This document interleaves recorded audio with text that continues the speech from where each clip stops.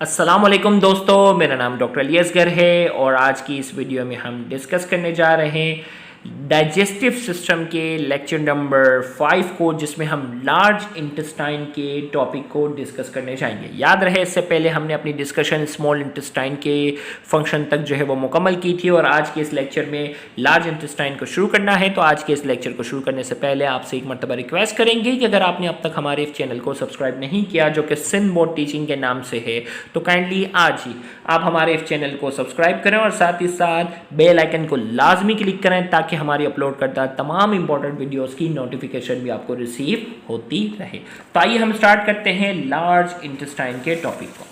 तो याद रहे स्मॉल इंटेस्टाइन जो है, गौर से सुनिएगा, स्मॉल इंटेस्टाइन यहाँ जाके खत्म हो गई और अब यहाँ से स्टार्ट हो जाता है लार्ज इंटेस्टाइन का पार्ट। तो अब ये जो है वो स्मॉल इंटेस्टाइन का जो लार्ज पार्ट, ये एंडिंग वाला पार्ट था वो आइलियम था और जो लार्ज इंटेस्टाइन का जो शुरू होने वाला पार्ट है वो क्या है, सीकम। तो ये वाला हिस्सा कहलाता है इलियोसीकल जंक्शन। क्या कहलाता है? इलियोसीकल जंक्शन। यानी लार्ज इंटेस्टाइन का पहला पार्ट सीकम और स्मॉल इंटेस्टाइन का आखिरी पार्ट आइलियम जहां मिलते हैं उसे कहते हैं इलियोसीकल जंक्शन। अब इलियोसीकल जंक्शन पे एक ब्लाइंड स्ट्रक्चर होता है जिसे कहते हैं वर्मीफॉर्म अपेंडिक्स। क्या कहते हैं इसे हम? Vermiform appendix. और सीकम से फिर शुरू हो जाता है असेंडिंग कोलोन, असेंडिंग कोलोन से फिर आ जाता है ट्रांसवर्स कोलोन, फिर आ जाता है डिसेंडिंग कोलोन, फिर सिग्मोइड कोलोन और फिर रेक्टम और फिर एनस आ जाता है। ये यहाँ से लेकर यहाँ तक ये लार्ज इंटेस्टाइन वाला पार्ट है जो कि आज की इस वीडियो में हम डिस्कस करने जा रहे हैं। तो हमने कहा the junction between ileum and intestine, यानी स्मॉल इंटेस्टाइन की बात करते हैं, इज आइलियोसीकल जंक्शन। उसे आइलियोसीकल जंक्शन कहते हैं। Guarded by ileocaecal sphincter. याद रखिएगा यहाँ स्फिंक्टर होता है जो ओपन और क्लोज होने की सलाहियत रखता है। The caecum which is the proximal end of the largest intestine, large intestine का सबसे पहला यानी प्रोक्सिमल हिस्सा जो था वो सीकम था। Is where the large and small intestine meet. और यहाँ जो है वो ये वहाँ से शुरू होगा जहाँ स्मॉल इंटेस्टाइन जाकर लार्ज इंटेस्टाइन से मिलती है। Attached to the caecum is a small blind tube about 9 centimetre long called vermiform appendix. भाई तक में 9 सेंटीमीटर का एक ब्लाइंड स्ट्रक्चर होता है जिसे हम वर्मीफॉर्म अपेंडिक्स कहते हैं। The wall of the appendix contain many lymph nodule. अब भाई अपेंडिक्स की जो वॉल में क्या होते हैं, बहुत सारे जो है वो लिम्फ नोड्यूल होते हैं। The colon is about 1.5 metre long. Colon की जो लंबाई है वो 1.5 मीटर लॉन्ग है। कंसिस्ट ऑफ 4 पार्ट, 4 पार्ट हैं इसके। एक हमारे पास ascending colon, transverse colon, descending colon, sigmoid colon. भाई जो है वो कोलोन के 4 पार्ट थे ना, अभी बताया। असेंडिंग ऊपर जा रहा है, ट्रांसवर्स एक जगह से दूसरी जगह जा रहा है, डिसेंडिंग, सिग्मोइड, ये 4 इसके जो है वो पार्ट है। और फिर शुरू हो जाता है rectum. Rectum is a straight muscular tube that begins at the termination of the sigmoid colon. Sigmoid colon जहाँ खत्म होता है वहाँ रेक्टम शुरू हो जाता है and end at the anus guarded by a sphincter. और ये जो रेक्टम होता है, एक मिनट थोड़ा सा आपके ऊपर फोकस करते हैं, ये स्ट्रेट होता है, मस्कुलर ट्यूब होता है और ये सिग्मोइड कोलोन की टर्मिनेशन में शुरू होता है और कहाँ एंड होता है? Anus, guarded by sphincter. यहाँ पे भी स्फिंक्टर होता है। अब ये जो रेक्टम है ना, यहाँ सिग्मोइड कोलोन जब खत्म हुआ तो रेक्टम शुरू हो गया और कहाँ खत्म हो रहा है? एनएस पे जाके खत्म हो रहा है। एनएस पे क्या होते हैं? स्फिंक्टर होते हैं जो ओपन और क्लोज होने की सलाहियत रखते हैं। फंक्शन ऑफ लार्ज इंटेस्टाइन की बात करेंगे। The large intestine perform several important function, कई इंपॉर्टेंट फंक्शन ये परफॉर्म करता है। The major function of large intestine are, major function large intestine का क्या है? एब्जॉर्बिंग वाटर एंड इलेक्ट्रोलाइट, पानी और इलेक्ट्रोलाइट को एब्जॉर्ब करना, एब्जॉर्प्शन ऑफ वाइटामिन्स, वाइटामिन्स को एब्जॉर्ब करना, reducing acidity and protecting from infection, acidity से प्रोटेक्ट, एसिडिटी को कम करना और इन्फेक्शन से प्रोटेक्शन देना, ये लार्ज इंटेस्टाइन का काम है। आइए वन बाय वन हम बात करते हैं। Absorption of water and electrolytes. Further digestion और breaking down of nutrient does not take place in the large intestine. Large intestine में कोई न्यूट्रिएंट की डाइजेशन वगैरह मजीद नहीं होती। The proximal half of the large intestine function to reabsorb some of the water and electrolytes making the stool solid. भाई इसका जो शुरुआती जो आधा हिस्सा होता है लार्ज इंटेस्टाइन का वो पानी एब्जॉर्ब करना होता है, उसका काम होता है इलेक्ट्रोलाइट को एब्जॉर्ब करना है, making the stool solid, stool को सॉलिड बनाना है। The substance that remain in the tube becomes faeces, the substance that remains in the tube become faeces. अब जो ट्यूब के अंदर जो रह जाता है वो फीसिस कहलाता है, which is stored for a time in the distal portion of the large intestine, जो कुछ टाइम के लिए जो है वो स्टोर होता है लार्ज इंटेस्टाइन के अंदर। एब्जॉर्प्शन ऑफ वाइटामिन की बात करेंगे, the large intestine also help in absorption of vitamin made by bacteria that normally live in the large intestine.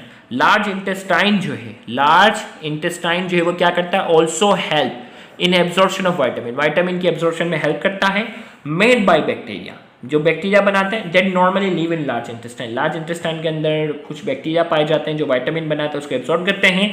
These bacteria also produce large amount of vitamin, ये large amount of vitamin बनाते हैं। The most important of these are vitamin K and biotin. अब B vitamin यानी vitamin B की एक type है biotin, और vitamin के जो है ये लार्ज इंटेस्टाइन के अंदर पाए जाने वाले बैक्टीरिया बनाते हैं। ये भी एमडी केट का क्वेश्चंस आ चुका है।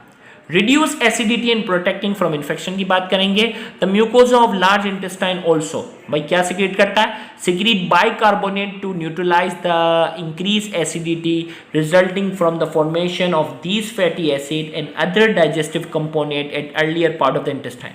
ये बाइकार्बोनेट से वो सिक्रीट करता है और ये बाइकार्बोनेट का काम होता है न्यूट्रलाइज करना है, किसको, इंक्रीज द एसिडिटी, एसिडिटी जो बढ़ गई थी उसको न्यूट्रलाइज करना है।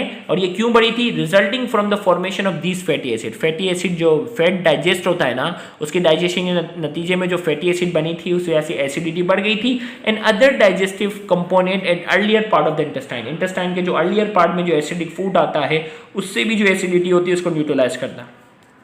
Act as a mucosal barrier and protect from microbial infection and invasion, और ये म्यूकोसल बैरियर का काम करता है और माइक्रोबियल ऑर्गेनिज्म को जो है वो दाखिल नहीं होने देता, ब्लड सर्कुलेशन में दाखिल नहीं होने देता।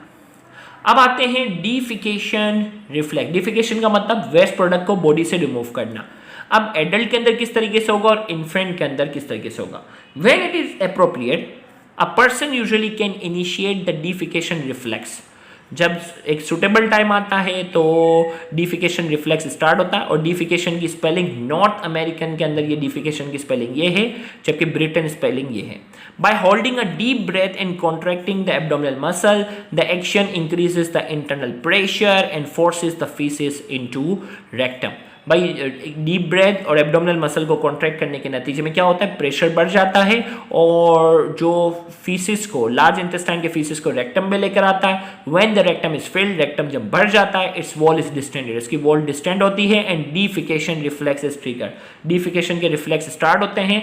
As a result peristaltic wave in the descending colon are stimulated, as a result peristaltic wave जो होती है ना डिसेंडिंग कोलोन के नतीजे में जो है, and the internal and anal sphincter relaxes. अब पेरिस्टल्टिक वॉल डिसेंडिंग कोलोन में स्टार्ट हो जाएगी और internal and anal sphincter relaxes, anal sphincter relax हो जाएंगे। The external anal sphincter is signal to relax and the faeces are force to the outside, और जैसे ही signal आना शुरू जाएंगे, रिफ्लेक्स आना शुरू जाएंगे, एक्सटर्नल एनल स्फिंक्टर जो होता है वो इंसान के इख्तियार में होता है और जब वो इसको रिलैक्स करता है तो फीसेस क्या होता है, बॉडी से बाहर रिमूव हो जाता है। The defecation reflex persist only for a few minutes and quickly dies. Defecation के रिफ्लेक्स जो है वो बिल्कुल कुछ देर के लिए आते हैं और फौरन से रुक जाते हैं। A person usually can inhibit defecation voluntary by keeping the external sphincter contracted. अगर जो है वो एक सुटेबल एनवायरनमेंट में नहीं है, वहाँ डिफिकेशन की फैसिलिटी नहीं है, तो वो क्या कर सकता है, एक्सटर्नल स्फिंक्टर को कॉन्ट्रैक्टेड ही रखेगा और डिफिकेशन के रिफ्लेक्स कुछ मिनट तक होंगे और कुछ मिनट के बाद वो क्या हो जाएंगे, खत्म हो जाएंगे। तो पेशेंट इस तरीके से डिफिकेशन को रोक भी सकता है।